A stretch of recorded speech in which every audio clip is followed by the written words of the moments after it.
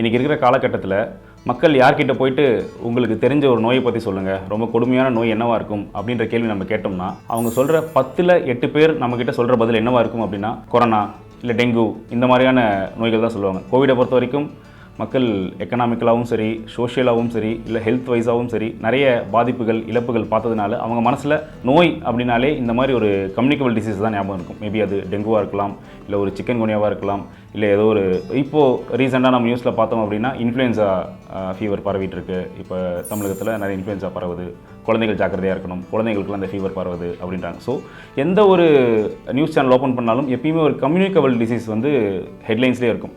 அது மங்கி ஃபீவர்னு சொல்லுவாங்க, ஸ்வைன் ஃப்ளூவாக இருக்கட்டும், இல்லை சீசனல் இன்ஃபெக்ஷனாக இருக்கட்டும், சாதாரண சளி இருமலாக கூட இருக்கட்டும். ஆனால் இது மட்டும் தான் நோயா அப்படின்னா இது மட்டும் நோய் கிடையாது. நோயை பொறுத்த வரைக்கும் இதை விட கொடுமையான ஒரு விஷயம் நான் உங்களுக்கு சொல்கிறேன். நான் கம்யூனிகபிள் டிசீசஸ் அப்படின்னு சொல்லுவாங்க. இதை பற்றி மக்களுக்கு சரியான புரிதல் கிடையாது, இதை பற்றின அவேர்னஸ் கிடையாது. டிசீசஸ் அப்படின்னாலே கம்யூனிகபிள் டிசீசஸ் தான் அப்படின்ற ஒரு கேட்டகரிக்குள்ளேயே மக்கள் இருக்காங்க. இந்த நான் கம்யூனிகபிள் டிசீஸ்னால் என்ன அப்படின்னா, இந்த நோய் ஒருத்தர்கிட்ட இன்னொருத்தருக்கு பரவாது. அது என்ன சார் நோயாக இருக்கும் அப்படின்னு நீங்கள் கேட்டால், அது டயபெட்டிஸாக இருக்கலாம், ஹைப்பர் டென்ஷன், பிளட் ப்ரெஷராக இருக்கலாம், இல்லை தைராய்டாக இருக்கலாம், இல்லை நம்மளுடைய ஒபிசிட்டி வெயிட் கெயின் மாதிரியான விஷயங்களாக இருக்கலாம். ஸோ இது எல்லாத்துக்கும் காரணம் என்ன அப்படின்றத நீங்கள் ஃபஸ்ட்டு தெரிஞ்சுக்கணும். இப்போது நான் கம்யூனிகபிள் டிசீசஸ் அப்படின்றதுல என்னை பொறுத்த வரைக்கும் டயபெட்டிஸ் அப்படின்றதான் நான் ரேட்டிங்கில் முதல்ல கொண்டு வந்து நிறுத்துவேன். சக்கரை நோய் ஒருத்தருக்கு வந்துச்சு அப்படின்னாலே உலகத்தில் இருக்க எல்லா நோயும் அடுத்தடுத்துக்கு வர ஆரம்பிச்சிடும். இதில் நிறைய பேருக்கு சக்கரை நோய் இருக்கிறது அப்படின்றது தெரியாமல் இருக்குது. எதாச்சும் ஒரு ஹாஸ்பிட்டல் போவாங்க, ஒரு ஃபீவருக்காக போயிருப்பார், இல்லை கண்ணில் ஆப்ரேஷன் பண்ணணும், இல்லை கிட்னியில் ஒரு கல் இருக்குது, இல்லை ஒரு மூட்டு வலி இருக்குது, ஏதோ ஒரு பிரச்சனைக்காக ஒரு ஹாஸ்பிட்டல் போகும்போது அங்கே எதேச்சியாக செக் பண்ணும்போது ஆக்சிடென்டல் ஃபைண்டிங் சொல்லுவாங்க. எதேச்சியாக நம்ம ஒரு டெஸ்ட் எடுக்கும் போது அந்த ஸ்க்ரீனிங்கில் தான் அவருக்கு சுகர் இருக்குது அப்படின்றதே தெரியுது.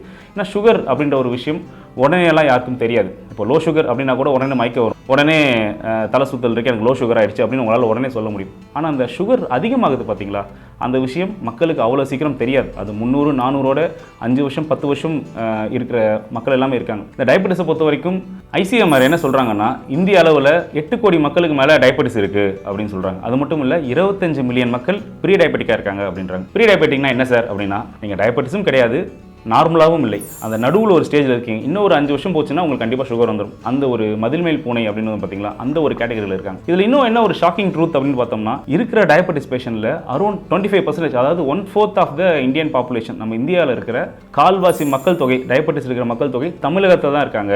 இதை பற்றின அவேர்னஸ் மக்களுக்கு போய் சேரணும் அப்படின்றது என்னோட ஒரு பெரிய ஒரு ஆசையாக இருக்குது. இப்போது டயபெட்டிஸ்க்கான காரணங்கள் என்ன, முதல்ல நம்ம சாப்பிட்ற சாப்பாடில் இருக்க சர்க்கரையை நம்ம உடம்பு எப்படி எடுத்துக்குது, அந்த சர்க்கரையோடைய உபயோகம் என்ன அப்படின்னு நம்மளுக்கு தெரிஞ்சாதான் சுகர் எப்படி வருதுன்னு நம்ம புரிஞ்சுக்க முடியும். நம்ம உடம்பு ஃபுல்லாக மில்லியன்ஸ் அண்ட் ட்ரில்லியன்ஸ் செல்களால் ஆக்கப்பட்டது. நம்ம உடம்புல ஒரு சின்ன யூனிட், நம்மளுடைய கை விரலோட நுனியில் எத்தனை லட்சங்கள் செல் இருக்கும் அப்படின்னு நம்மளுக்கு தெரியாது. அப்போது நம்ம உடம்பு முழுக்கும் செல்களால் ஆக்கப்பட்டது. அந்த ஒரு செல்லுக்கும் எனர்ஜி தேவை. அந்த எனர்ஜி இருந்தால் தான் நம்ம உடம்பு ஃபங்க்ஷன் ஆகும், நம்ம மூளை ஃபங்க்ஷன் ஆகும், நம்ம கிட்னி ஃபங்க்ஷன் ஆகும், நம்ம லிவர் ஃபங்க்ஷன் ஆகும். அந்த எனர்ஜிக்கு என்ன சார் பண்ணணும் அப்படின்னா, ஒன்றும் இல்லை, நம்ம சாப்பிட்ற சாப்பாடுக்கு குளுக்கோஸ் தான் அதுக்கான எனர்ஜி. நீங்கள் என்னவா எடுத்தாலும் சரி, ஒருவேளை நாளைக்கே நான் வந்து 100% என்னோடய உணவு நான் ப்ரோட்டீன் எடுக்கிறேன் அப்படின்னு நீங்கள் எடுத்தாலும் அந்த ப்ரோட்டீனை கூட குளுக்கோஸாக மாற்றி தான் உங்கள் உடம்புக்கு எனர்ஜி கொடுக்கும், உங்களுடைய செல்களுக்கு எனர்ஜி கொடுக்கும். ஏன்னா அந்த செல்கள் குளுக்கோஸை மட்டும் தான் எடுத்துக்கும். இப்போது நான் ஒரு சாப்பாடு சாப்பிட்றேன் அப்படின்னு வச்சுக்கோங்க, அதில் இருக்கிற மாவுச்சத்துக்கள் அல்டிமேட்டாக குளுக்கோஸாக மாறும். அந்த குளுக்கோஸ் செல்களுக்கு போய் சேரணும். இப்போ அந்த செல்களுக்கு எப்படி போகும், டேரெக்டாக பிளட்ல இருந்து அப்படியே போயிருமா அப்படின்னா அப்படி கிடையாது. அங்கே தான் பேங்க்ரியாஸ் அப்படின்ற ஒரு ஆர்கன் வருது. இந்த பேங்க்ரியாஸில் இருந்து செக்ரேட் ஆகிற ஹார்மோன் பேர் தான் இன்சுலின். நிறைய பேர் இன்சுலின் இன்ஜெக்ஷன் கூட போட்டிருக்கலாம், அவங்களுக்கு தெரியும். அப்போ அந்த இன்சுலின்ற ஹார்மோன் என்ன பண்ணும்னா, அந்த குளுக்கோஸோட போயிட்டு பைண்ட் ஆகுது. குளுக்கோஸ் ஒரு மாலிகுல் இருக்கும், அதோட போய்ட்டு இன்சுலின் பைண்ட் ஆகுது. அந்த பைண்டான அந்த மாலிகுல் தான் நேராக அந்த செல்களுக்கு போகும். அப்போ தான் அந்த செல்கள் அந்த குளுக்கோஸ் அக்செப்ட் பண்ணிக்கும். இது உங்களுக்கு புரிகிற மாதிரி சொல்லணும் அப்படின்னா, வீட்டுக்கு வந்து ஒரு காலிங் பெல் அடிக்கிற மாதிரி தான். இப்போ டேரெக்டாக உங்கள் வீட்டுக்கு ஒரு முன்ன பின்ன தெரியாத ஒரு மனுஷன் வராருன்னா நம்ம அவ்வளோ சீக்கிரம் கதவு திறக்க மாட்டோம்.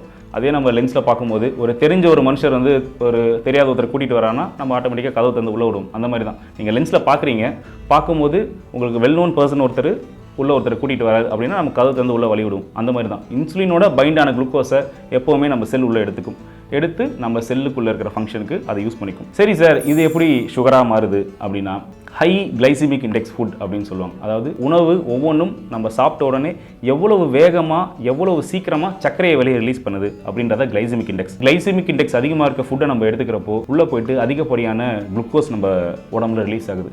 இப்போது நீங்கள் அமைதியாக உட்காந்துருக்கீங்க, உங்கள் உடம்புல நீங்கள் சாப்பிட்ட சாப்பாடு உள்ளே போகும்போது அல்டிமேட்டாக ஒரு பாமத்துக்கு உள்ளே போட்ட மாதிரி வேகமாக குளுக்கோஸ் நிறைய வெளியே வரும். கொஞ்சமாக வெளியே வராது. அப்படி ஒரு பாம்பு தூக்கி போட்டால் எப்படி வெடிக்குமோ அந்த மாதிரி சடனாக குளுக்கோஸ் வந்து ஸ்பைக் ஆகும் நம்ம பிளட்டில். அப்போ என்ன ஆகும்னா வேகமாக பேங்க்ரியாஸ் வந்து இன்சுலினை செக்ரீட் பண்ணும். ஏன்னா அவ்வளவு சர்க்கரை ரத்தத்தில் சுற்றக்கூடாது, நம்ம உடம்பு நமக்கு என்றைக்குமே தீங்கு பண்ணாது. அப்போ என்ன பண்ணும்னா அந்த பேங்க்ரியாஸ் வேகமாக இன்சுலினை செக்ரீட் பண்ணும். அந்த இன்சுலின் போயிட்டு அந்த குளுக்கோஸோட பைண்ட் ஆகுது, இது போயிட்டு செல்களுக்கு கொடுக்குது. இதை 1 வருஷம் 2 வருஷம் 5 வருஷம் 10 வருஷம் இந்த மாதிரி அதிகமான சர்க்கரை சத்து உள்ள உணவுகள், நம்ம அதிகமான கிளைசமிக் இண்டெக்ஸ் இருக்கிற ஃபுட்டை சாப்பிட்டுட்டே இருக்கப்போ என்ன ஆகும் அப்படின்னா அந்த செல்கள் சேச்சுரேட் ஆகிடும். உங்கள் வீட்டுக்கு வருவார்னு ஒரு உதாரணம் சொன்ன பார்த்தீங்களா, அதில் ஒரு வேளை வீட்டுக்குள்ளே முதல் நாள் ஒருத்தர் வருவார் உள்ளே விடுவீங்க, 2வது நாள் உள்ளே விடுவீங்க, வீடே ரொம்பிடுச்சு, டெய்லி ஒருத்தர் உள்ளே கூட்டு வந்து விட்டுட்டே இருக்காரு, இதுக்கு மேலே உங்கள் வீட்டுக்குள்ளே விடுறதுக்கு இடமே இல்லை. அப்போ என்ன பண்ணுவீங்க, அவர் வந்து பெல் அடித்தாலும் கதவை திறக்க மாட்டீங்க, ஏன்னா வீட்டுக்குள்ளே இன்னொருத்தர் உட்காரத்துக்கு இடம் கிடையாது. அதே சுச்சுவேஷன் தான், அந்த இன்சுலின் வந்து அந்த செல்லோட கதவை தட்டி பார்க்கும், ஆனால் அந்த செல் ஓப்பன் ஆகாது, ஏன்னா அது ஆல்ரெடி சேச்சுரேட்டடாக இருக்குது. அந்த இடத்துல என்ன ஆகும்னா அந்த குளுக்கோஸ் ரத்தத்தில் சுற்ற ஆரம்பிக்கும். இது என்ன ஆகும்னா போயிட்டு நம்மளுடைய ஆர்கன்ஸில் படியும், நம்மளுடைய லிவரில் படியும், நம்மளுடைய பெரிஃபரல் ஃபேட், விசரல் ஃபேட் அப்படின்னு சொல்லுவாங்க, நம்மளுடைய இடுப்பு பகுதிகளில் தொடை பகுதிகளெல்லாம் போய் கொழுப்பாக படிய ஆரம்பிக்கும். ஏன்னா அவ்வளோ சீக்கிரம் நம்ம உடம்புலேருந்து அந்த குளுக்கோஸை உடல் வெளியே அனுப்பாது. ஏன்னா ஒருவேளை இவருக்கு நாளைக்கோ நாளான்னைக்கோ உங்களுக்கு சாப்பாடு கிடைக்கல அப்படின்னா நம்மளுக்கு ஒரு எனர்ஜி தேவை அப்படின்னு நல்ல எண்ணத்தில் நம்ம உடம்பு என்ன பண்ணணும்னா கொண்டு போய் கொழுப்பு அதை சேர்த்து வைக்கும். சரி இன்றைக்கி கொஞ்சம் எக்ஸசிவ் ரிசர்வ் இருக்கே, இதை நம்ம யூஸ் பண்ணிக்கலாம், நாளைக்கோ நாளான்னைக்கோ தேவைப்படும் அப்படின்னு.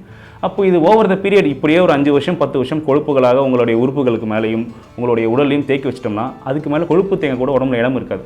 அப்போ என்ன ஆகும்னா ஆட்டோமேட்டிக்காக ரத்தத்திலேயே அந்த குளுக்கோஸ் சுற்றிக்கிட்டே இருக்கும். இப்போ தான் நம்ம பிளட் எடுத்து டெஸ்ட் பண்ணி பார்த்தோம் அப்படின்னா உங்களுக்கு சுகர் 400 இருக்குது 500 இருக்குது அப்படின்னு சொல்லுவாங்க.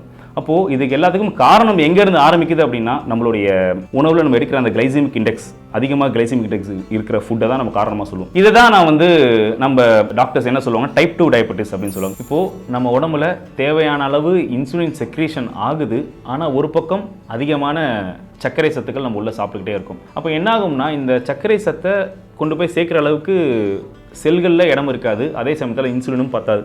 அப்போ என்ன ஆகும்னா நம்ம பேங்க்ரியாஸ் அதிகப்படியான இன்சுலினை புஷ் பண்ணும், அந்த இன்சுலினும் இந்த குளுக்கோஸும் பைண்ட் ஆகிட்டு ரத்தத்திலே சுற்றிட்டு இருக்கும், ஆனால் இங்கே செல்கள் இடம் இருக்காது. இதுதான் விஷயம். ஸோ டைப் 2ல் இன்சுலின் செக்ரேஷன் இருக்கும், ஆனால் செல் அதை அக்செப்ட் பண்ணிக்காது. இதுவே டைப் 1 டயபெட்டிஸ் அப்படின்னு ஒரு விஷயம் சொல்லுவாங்க. டைப் 1 டயபெட்டிஸ்னால் என்ன சார் அப்படின்னா இதில் இன்சுலின் செக்ரேஷனே இருக்காது. ஒரு சில குழந்தைகளுக்கு பிறக்கும் போதே டயபெட்டிஸ் இருக்குது, உங்களுக்கு டைப் 1 டயபெட்டிஸ், இவங்களுக்கு வந்து வாழ்க்கை ஃபுல்லாக இன்சுலின் இன்ஜெக்ஷன் போடணும் அப்படின்னு மருத்துவர்கள் சொல்லி கேள்விப்பட்டிருப்பீங்க, உங்கள் சொந்தத்துலேயோ நண்பர்கள் சர்க்கிளையோ நம்ம கேள்விப்பட்டிருக்கலாம். அப்போ டைப் 1 டயபெட்டிஸ்னால் என்னன்னா அந்த இடத்துல இன்சுலினுடைய செக்ரேஷனே இருக்காது. பேங்க்ரியாஸில் பீட்டா செல்ஸ் அப்படின்னு ஒரு செல் இருக்கும், அந்த பீட்டா செல் தான் நம்ம கணையத்தில் இருக்கிற பீட்டா செல் தான் இன்சுலினை செக்ரேட் பண்ணுது. இங்கே என்ன நடக்கும் அப்படின்னா அந்த பீட்டா செல்ஸ் எல்லாம் சாக ஆரம்பிச்சிடும். அந்த குழந்தைக்கு பிறப்பிலிருந்தே ஆட்டோ இம்யூன் டிசார்டர்னு சொல்லுவாங்க. நம்ம உடம்பே நம்மளுக்கு எதிராக வேலை செய்யக்கூடிய நோய்கள் தான் ஆட்டோ இம்யூன் டிசார்டர். அது நிறைய வகைகள் இருக்குது, நம்ம பார்க்குற முடக்குவாதம்லேருந்து சொரியாசிஸ்லேருந்து இது எல்லாமே ஆட்டோ இம்யூன் டிசார்டர் தான். அந்த மாதிரியான ஒரு வகை தான் இந்த டைப் 1 டயபெட்டிஸும். இது என்ன ஆகும் அப்படின்னா அந்த பீட்டா செல்ஸை போயிட்டு நம்மளுடைய உடம்பே அதை கொல்ல ஆரம்பிச்சிடும். அப்போது அந்த பீட்டா செல்ஸ்ன்ற ஒரு விஷயம் இல்லைன்னா உடம்புல இன்சுலினே செக்ரேட் ஆகாது.